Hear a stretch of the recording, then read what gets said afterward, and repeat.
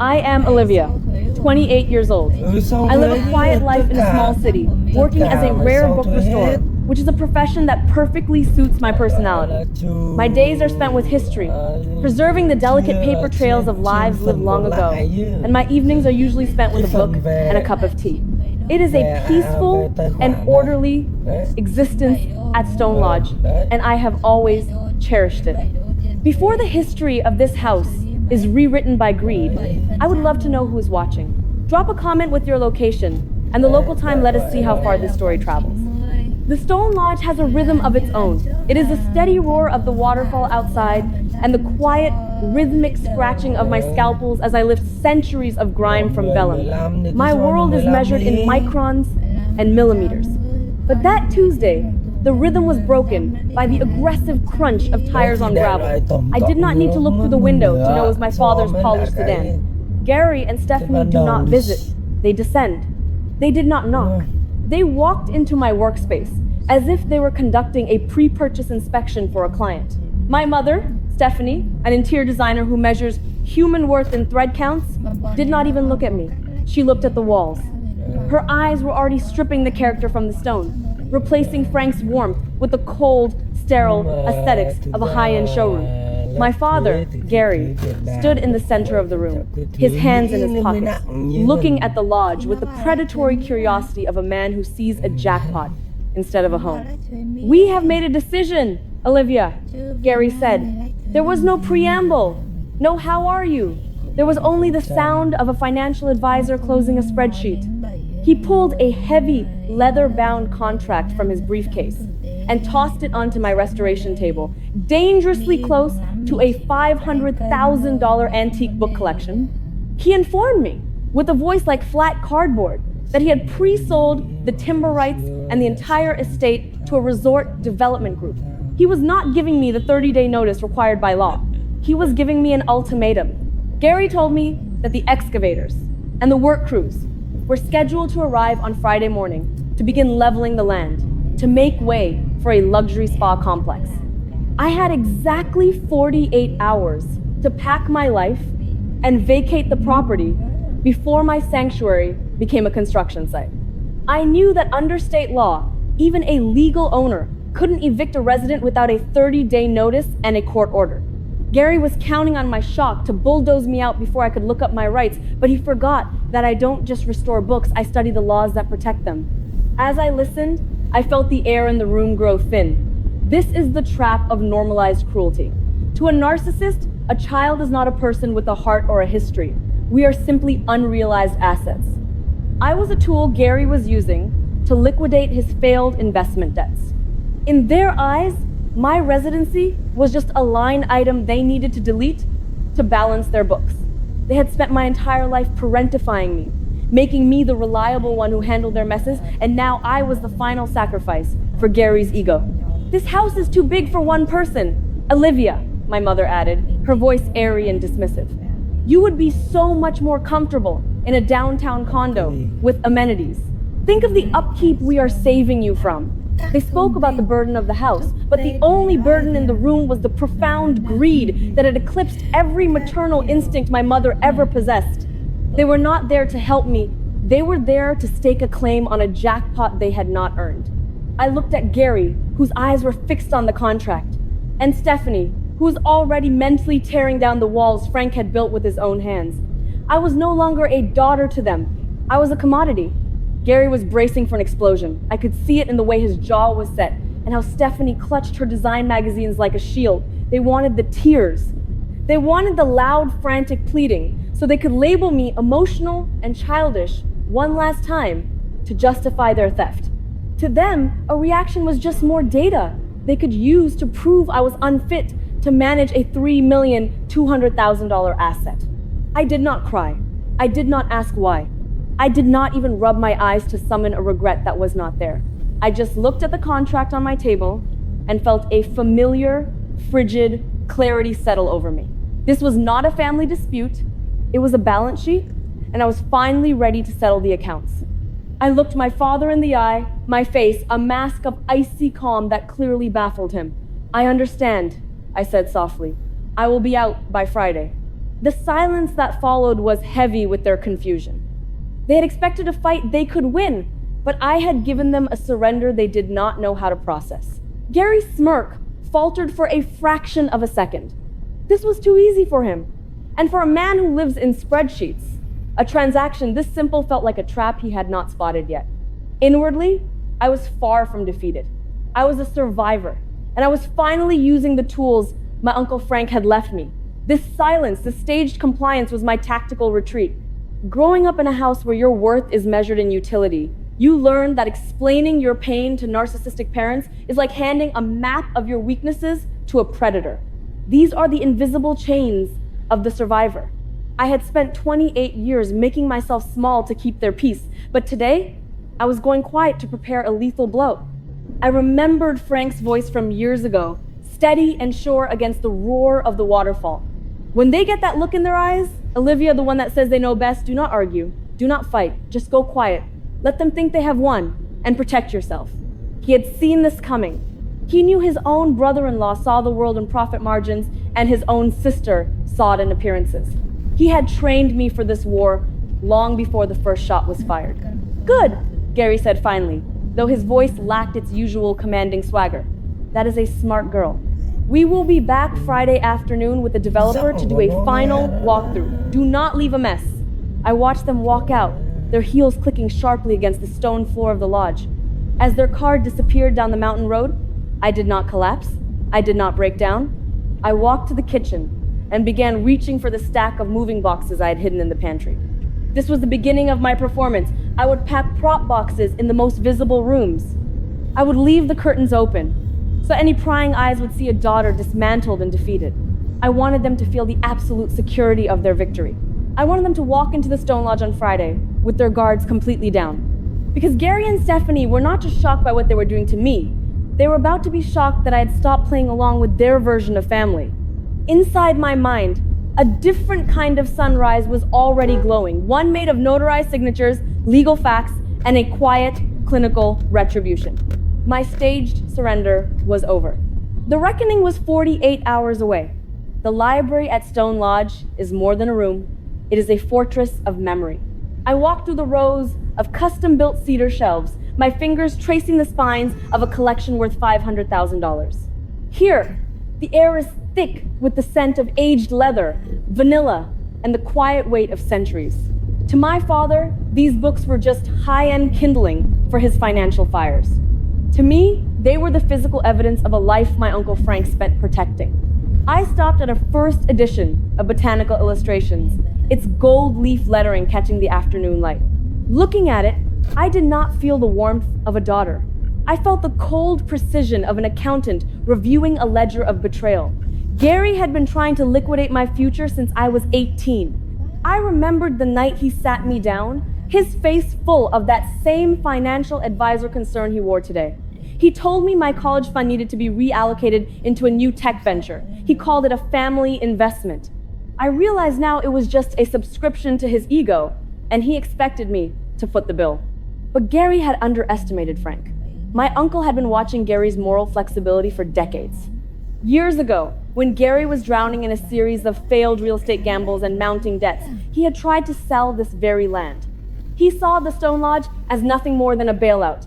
Frank did not just give Gary the money. He knew that would only feed the vulture. Instead, Frank made a transaction.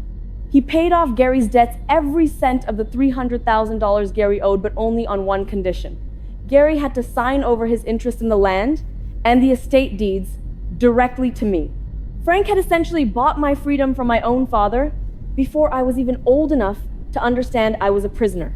Gary took the cash and conveniently forgot the deal, likely assuming he could just bully me out of the title later. He thought he was playing a long game, but Frank had already finished the match. I spent my life as the silent investor in their version of family, providing the emotional labor and the compliance they needed to feel successful. My compassion had been a luxury Gary and Stephanie had overdrafted for years. As I looked around the library, I realized this was not a story about a grieving daughter losing her home. This was a final accounting. Gary was a repeat betrayer. He had sold his loyalty to his daughter for $300,000 years ago, and now he was trying to sell it again for $3,200,000. He did not see the lodge as a sanctuary. He saw it as a bag of cash to fix his latest mistakes. But he had forgotten one crucial archival fact. Once a record is corrected, you cannot just rewrite it to suit your greed. The deed was done, and Frank's secret legacy was about to become Gary's public ruin. I went back to my desk, my mind clinical and sharp. This was not a breakdown. It was a balance sheet, and Friday was payday. The transition from daughter to trustee was seamless because the archivist in me understood that emotion is just noise when the facts are this loud.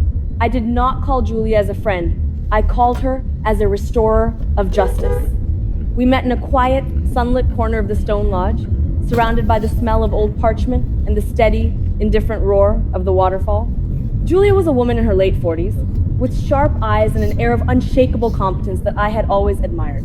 She slid a thick manila envelope across the restoration table. Inside were the documents we had finalized months ago, right after I first inherited the estate. We reviewed the foundation of my fortress, Olivia Thompson Trust. It was an irrevocable legal entity that now held the title to the $3,200,000 estate. I was the sole trustee and the sole beneficiary. Because the deed had been transferred from my personal name into the trust, weeks before Gary and Stephanie made their first move, their new deed was nothing more than a historical fiction. They thought they were outsmarting a child, Julia said, her voice dropping into a professional, lethal tone. But you cannot transfer a title from someone who no longer owns the property. Their deed is a worthless piece of paper. I looked at the signatures on my trust documents. They were clean, notarized, and recorded with the county clerk. I was not just a resident, I was legally bulletproof. But then Julia delivered the kill shot. She had been digging into the evidence Gary's lawyer had provided to the county clerk to justify their fraudulent deed transfer. She pulled out a photocopied quitclaim deed bearing a signature that looked remarkably like mine, which Gary had used to deceive the county recorder into thinking I had voluntarily handed him the property. I looked at the signature. As a book restorer, I spend my life analyzing the pressure of a pen and the flow of ink. Frank had a slight tremor in his hand during his final months, a characteristic shake that appeared in every crossword puzzle he finished. This signature was too smooth. It was a practiced imitation. Gary had not just lied, he had committed felony forgery. He had manufactured a federal crime to steal a $3 million sanctuary from his own daughter. This is not a family squabble anymore, Olivia, Julia stated, snapping her portfolio shut. This is criminal fraud. Gary and Stephanie have crossed a line that leads directly to a district attorney's office. And Gary, as a licensed financial advisor, a felony forgery conviction won't just mean prison, it means the permanent revocation of your professional licenses. You'll never be allowed to manage a single cent of someone else's money again. Your career is over. The moment I pressed send on this report, I felt a sudden, frigid clarity. This was not revenge. This was accounting. I spent that night following Julia's instructions to the letter. I packed prop boxes with old newspapers and heavy books I did not need, stacking them in the living room where Gary would see them through the windows. I wanted him to feel the absolute security of his victory. I wanted him to believe his forgery had worked. I was letting the vultures circle, unaware that I had already built a granite foundation they could not even scratch. Friday was not going to be an eviction. It was going to be a reckoning. Gary thought he was the architect of my ruin, but he was really just the lead character in a play I was about to close. Friday afternoon arrived with a sky so clear it felt like an accusation. The sun hit the waterfall outside the stone lodge, creating a spray of mist that shimmered like crushed diamonds. Inside, the living room was a stage. Boxes were stacked high, filled with nothing but old newspapers and the weight of my parents' expectations. I stood by the large picture window, watching as Gary's sedan pulled into the driveway, followed by a sleek European SUV I did not recognize. Gary and Stephanie stepped out, beaming with the kind of triumph you usually only see in lottery winners. With them was a man in an expensive, tailored suit the developer Gary had already promised my future to. They entered the lodge without knocking, their voices loud and echoing against the stone walls as if they already owned the place. Gary did not even look at me. He looked at the developer. As you can see, the bluff stability is excellent, he said, gesturing toward the deck where my life was supposed to end today. You are nearly ready, I see, my mother added, her eyes sweeping over the boxes with a smug, satisfied smirk. Gary stepped forward and held out his hand, all business. We will just need the keys before we start the official walkthrough, Olivia. I did not move. I did not reach for my pocket. I simply looked past him toward the library hallway. On cue, Julia stepped out from the shadows. She moved with a silent, deliberate grace that immediately commanded the room. Gary's smile vanished, replaced by a mask of confusion. "Who are you?" he demanded, his confident swagger starting to fray. Julia did not look at him. She looked at the developer.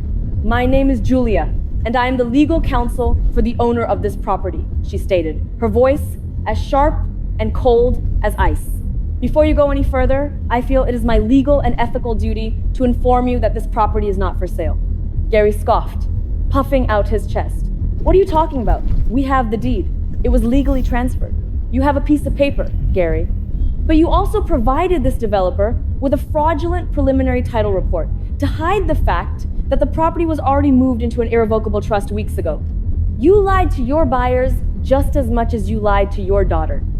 "Ah, yes, the deed," Julia said, her voice dangerously calm. "She produced a certified copy of my trust documents.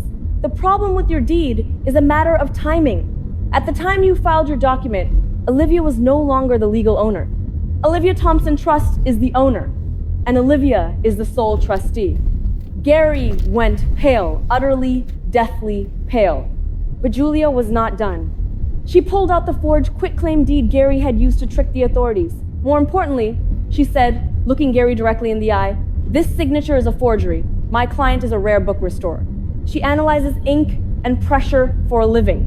You committed felony forgery to steal a $3,200,000 asset." The developer did not wait to hear more. He turned on his heel and practically fled the house, mumbling about false pretenses. "Wait until you hear from my legal team. Gary!" the developer shouted from the driveway. "I want my earnest money deposit back by Monday, or I'm suing you for breach of contract and fraud." Now it was just us. Gary's authority did not just crumble. It evaporated. This is the power illusion of the empty wallet. For years, Gary's power had been a rented facade, bought with the wealth he pretended to manage. He thought he was a giant, but he was standing on a foundation of sand, and the tide had just come in. He was no longer a father or a financial advisor. He was just a man caught in a felony, standing in a sanctuary he could no longer afford to even look at. Gary looked at me, looking for the daughter he thought he could control, but he only found the trustee of his ruin. The choice Julia offered them was no choice at all. It was ruin versus exile. Gary, the financial advisor, was clearly doing a final rapid cost-benefit analysis in his head. On one side was his pride. On the other was his entire livelihood, his reputation, and his freedom. He stumbled forward and picked up the pen, his hand shaking so badly he could barely sign his name. He pushed the papers toward my mother and told her to sign. Stephanie looked at me with a desperate, pleading look, searching for a glimmer of the daughter she thought she could control, but she found nothing. I met her gaze and felt only a vast, quiet emptiness. With a final, shuddering sob, she signed the document. They signed the settlement and mutual release agreement, which included a stipulated injunction. It was a legally binding confession that barred them from ever contacting me or entering this county again, effectively acting as a permanent restraining order without the need for a public trial. They were legally mandated strangers now. They gathered their shattered dignity and walked out the door in silence. I watched from the deck until their car was just a speck in the distance, disappearing from my life forever. When they were gone, I locked the door and leaned against it. The silence of the stone lodge rushed in to fill the void, but this time, it was a healing silence. I began to unpack the prop boxes, truly reclaiming my home and cleansing it of their toxic presence. I moved Frank's favorite armchair back to its rightful place, overlooking the waterfall. I went back to my tools, back to the delicate paper trails of history, restoring the legacy Frank had fought to give me. I have come to realize that the most important lesson my Uncle Frank ever taught me was not about rare books. It was about self-preservation. He knew that for some, ambition has a way of blinding them until they convince themselves they have a right to everything you own. If you find yourself in a similar storm, being torn apart by vultures who claim to be family, remember this: you do not owe them your future. just because they provided the bare minimum of your past. Forgiveness is something I have found for my own peace of mind, but it does not mean a return to a relationship that was never healthy to begin with. True family is not about blood or shared DNA, it is about the people who build a fortress with you, instead of trying to bulldoze the one you have. Truth is a granite foundation. It is cold, it is hard, and it is unyielding. Build your life on that, and no storm can ever take your sanctuary away from you. If you have ever had to protect your sanctuary from a storm, drop a sanctuary in the comments. Do not forget to share this story with someone who needs the courage to build their own fortress.